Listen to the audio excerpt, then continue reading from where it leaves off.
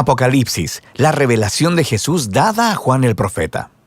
En el primer video exploramos la forma en la que Juan compuso esta profecía apocalíptica como una carta circular para las 7 iglesias de Asia Menor, para retar y consolar a esos cristianos que estaban sufriendo de apatía y de persecución bajo el Imperio Romano. También nos encontramos con el principal símbolo que Juan usa para identificar a Jesús, el Cordero Inmolado, quien conquistó a sus enemigos al morir por ellos. Él es quien abre el rollo conteniendo los propósitos de Dios de traer su reino a la tierra como existe en el cielo. La apertura del rollo trajo juicios de advertencia similares a las plagas de Egipto, y al igual que Faraón, las naciones no se arrepintieron. Luego, Juan introdujo el ejército multiétnico del Cordero y el rollo abierto reveló su extraña misión. Esta misión es seguir al Cordero llevando testimonio de la justicia y la misericordia de Dios a las bestiales naciones, incluso si eso les acarrea la muerte. Y ellos conquistarán a la bestia al entregar sus vidas, justo como lo hizo el Cordero. Y es esto lo que moverá a las naciones al arrepentimiento. En el resto del libro, Juan completará su retrato de esta bestia y de su guerra contra el pueblo de Dios y cómo termina esta historia. Después de las 7 trompetas, Juan interrumpe el ritmo de los 7 con una serie de visiones a las cuales él llama señales. La palabra literalmente quiere decir símbolos y estos capítulos están llenos de ellos. Estas visiones exploran en mayor profundidad el mensaje del gran rollo abierto. La primera visión revela la batalla espiritual cósmica que estaba detrás del sufrimiento de las 7 iglesias debido a la persecución romana. Es una manifestación de ese antiguo conflicto que comenzó en Génesis capítulo 3. La serpiente, que representa la fuente de toda maldad, se muestra aquí como un dragón. Ataca a una mujer y su simiente. Ellos representan al Mesías y a su pueblo. Luego, el Mesías derrota al dragón a través de su muerte y resurrección, y el dragón es arrojado a la tierra. Ahí, el dragón inspira odio y persecución hacia el pueblo del Mesías. Pero ellos conquistarán al dragón al resistir su influencia, incluso si él los mata. Juan está intentando mostrar a las iglesias que ni Roma ni ninguna otra nación o ser humano es el verdadero enemigo. Hay poderes espirituales oscuros obrando, y los seguidores de Jesús anunciarán la victoria de Jesús permaneciendo fieles y amando a sus enemigos, justo como lo hizo el Cordero Inmolado. La siguiente visión de Juan recuenta la historia del mismo conflicto, pero en esta ocasión con el simbolismo terrenal de las visiones de animales de Daniel. Juan ve 2 bestias empoderadas por el dragón. Una de ellas representa el poder militar de las naciones, quien conquista a través de la violencia. La otra simboliza la maquinaria propagandística de la economía que exalta su poder como si fuera divino. Estas bestias demandan una completa lealtad de las naciones, simbolizada por la colocación de la marca de la bestia y su número 666 en la frente o la mano. Ahora, esta es la infame imagen, y no descubrirás su significado leyendo titulares noticiosos. Aquí Juan está haciendo una clara referencia al hebreo del Antiguo Testamento. Primero que nada, esta marca es el Anti-Shema. La escritura en la frente y la mano es una clara referencia al Shema, una antigua oración judía de lealtad a Dios que se encuentra en el libro de Deuteronomio. Esta oración también se escribía en la frente y la mano como símbolo de la dedicación de todos tus pensamientos y acciones al único Dios verdadero. Pero ahora, las naciones rebeldes demandan lealtad hacia sí mismas y obligan a todos a decidir a quién seguirán. Luego está el número de la bestia, que ha fascinado a los lectores durante miles de años. Pero este no era un misterio para Juan. Él hablaba hebreo y griego, y las letras hebreas también eran números. Si deletreas las palabras griegas Nerón, César y la palabra bestia en hebreo, cada una equivale a 666. Ahora, Juan no está diciendo que Nerón era el único cumplimiento de esta visión. Nerón es solo un ejemplo reciente del antiguo patrón presentado por Daniel, en el cual las naciones se convierten en bestias cuando exaltan su propio poder y seguridad económica como si fuera un dios falso, y luego demandan completa lealtad de las demás naciones. Así que Babilonia era la bestia en el tiempo de Daniel. Pero este imperio fue sucedido por Persia, Grecia y ahora por Roma en el tiempo de Juan, y lo mismo para cualquier nación posterior que actúe de la misma manera. Levantándose en oposición a las naciones bestiales y al dragón, está otro rey. Es el Cordero Inmolado. Él está con su ejército, quienes han dado sus vidas para seguirlo. Y de la Nueva Jerusalén sale su canto de victoria a las naciones, en lo que Juan llama el Evangelio Eterno. Y ellos llaman a todos a arrepentirse y a adorar a Dios y a salir de Babilonia, quien caerá, porque sus días están contados. Luego Juan mira una visión del juicio final. Está simbolizada por dos cosechas. Una es una buena cosecha de grano, mientras el Rey Jesús viene para reunirse con su pueblo fiel. La otra es una cosecha de uvas para hacer vino. Representa la intoxicación de la humanidad con el mal. Ellos son llevados al lagar y pisoteados.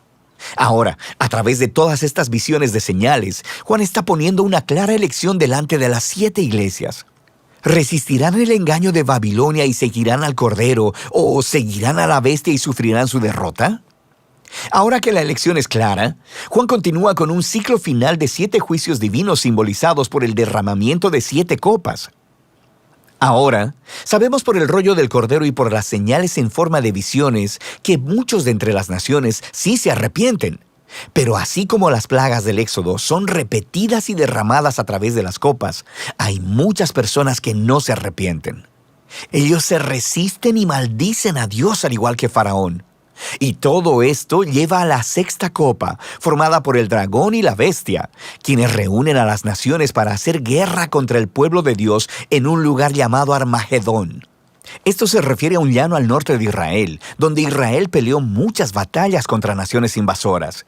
Y algunas personas creen que esta 6ª copa se refiere a una batalla real del futuro. Otros piensan que es una metáfora de la justicia final de Dios sobre el mal. De cualquier modo, Juan claramente ha tomado imágenes del libro de Ezequiel sobre la batalla de Dios contra Gog. Gog era el símbolo de Ezequiel para las naciones rebeldes reunidas delante de Dios para enfrentar su justicia. Y eso es lo que viene en la 7ª copa. Es la 4ª y última representación del día del Señor, donde la maldad de las naciones es derrotada de una vez y para siempre. Ahora, Juan ha elaborado completamente el mensaje del rollo sin sellos del Cordero, y ahora regresa a expandir 3 temas claves que introdujo anteriormente: la caída de Babilonia, la batalla final para derrotar el mal y la llegada de la Nueva Jerusalén. Y cada uno de estos ilustra la venida final del reino de Dios desde un ángulo diferente. Entonces, primero tenemos la caída de Babilonia. Un ángel le muestra a Juan una mujer hermosa, vestida como una reina, pero borracha con la sangre de los mártires y de toda la gente inocente. Ella está cabalgando en la bestia dragón, mencionada en las señales de la visión. Es un símbolo de las naciones rebeldes y se le llama Babilonia, la prostituta.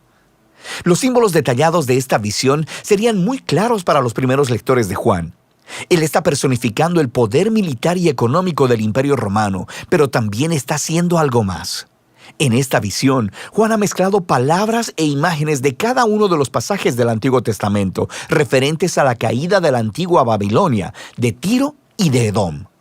Juan está mostrando cómo Roma es simplemente la versión más reciente del arquetipo del Antiguo Testamento de la humanidad en rebelión contra Dios. Ellos se reúnen y forman naciones que exaltan su propia seguridad económica y militar como un Dios falso. Esto no es algo limitado al pasado o al futuro. Es una representación de la condición humana a través de la historia. Diferentes Babilonias irán y vendrán hasta que llegue el día cuando Jesús regrese para reemplazar a Babilonia con su reino. Pero, ¿cómo vendrá el reino de Jesús? Hasta este punto, el día del Señor ha sido representado como un día de fuego, un temblor o una cosecha. Y ahora se representa como una batalla final y es contada 2 veces, resultando en la reivindicación de los mártires. Ahora, Juan nos regresa a la 6ª copa, donde las naciones estaban reunidas para oponerse a Dios, y de repente Jesús aparece. Él es el gran héroe. Él es la palabra de Dios cabalgando sobre un caballo blanco, y Él está listo para conquistar la maldad del mundo. Pero pon atención, Él está cubierto de sangre antes de que la batalla siquiera comience. Y eso es porque se trata de su propia sangre, y su única arma es la espada de su boca. Es una imagen adaptada de Isaías. Juan nos está diciendo que el Armagedón no será un baño de sangre. Más bien, el mismo Jesús que derramó su propia sangre por sus enemigos, ahora viene proclamando justicia. Él les pedirá cuentas a aquellos que se nieguen a arrepentirse de las maneras en que hayan participado en la destrucción del mundo bueno de Dios. Y el destructivo fuego de infierno que ellos han desatado en este mundo de Dios justamente se convierte en el destino designado por Dios para ellos. Después de esto, Juan ve una visión con los seguidores de Jesús que han sido asesinados por Babilonia. Y ellos son resucitados y reinan con el Mesías durante 1000 años. Después de esto, el dragón que inspiró la rebelión de la humanidad contra Dios, moviliza a las naciones del mundo para que se reúnan en rebelión contra el reino de Dios. Pero delante del trono de la justicia de Dios, todos ellos enfrentan las consecuencias de la derrota eterna. Así que las fuerzas del mal espiritual y todos aquellos que no quieren participar en el reino de Dios son destruidos. Se les da lo que quieren, existir por ellos mismos y para sí mismos. Y así, el dragón y Babilonia y todos los que los eligen son puestos en un aislamiento eterno y nunca más podrán corromper la nueva creación de Dios. Ahora, hay mucho debate sobre la relación de los 1000 años con esas dos batallas. Hay algunos que piensan que se refiere a una secuencia cronológica literal, el regreso de Jesús seguido por un reino de 1000 años en la tierra llamado el milenio, seguido del juicio final de Dios. Otras personas piensan que los 1000 años son un símbolo de la victoria presente de Jesús y los mártires sobre la maldad espiritual, y que las dos batallas representan el regreso futuro de Jesús desde dos ángulos diferentes. Cualquiera que sea la postura que tomes, el punto principal es claro. Cuando Jesús regrese como Rey, Él lidiará con el mal para siempre y reivindicará a aquellos que han sido fieles a Él. El libro concluye con una visión final del matrimonio del cielo y la tierra. Un ángel le muestra a Juan una hermosa novia que simboliza la nueva creación que ha venido a unirse para siempre con Dios y con su pueblo del pacto. Dios anuncia que Él viene a vivir con la humanidad para siempre y que Él está haciendo todas las cosas nuevas. Esta visión de Juan es un caleidoscopio de las promesas en el Antiguo Testamento. Este lugar es un cielo nuevo y una tierra nueva, una creación restaurada que ha sido sanada del dolor y la maldad de la historia humana.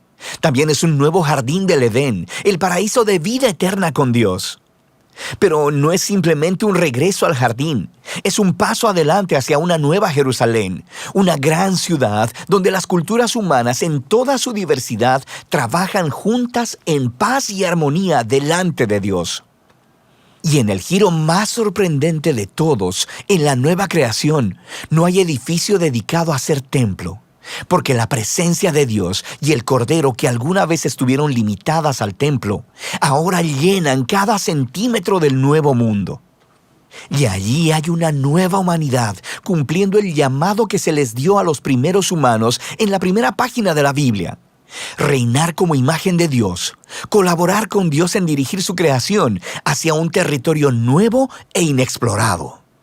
Y así termina el Apocalipsis de Juan y la épica narrativa de toda la Biblia.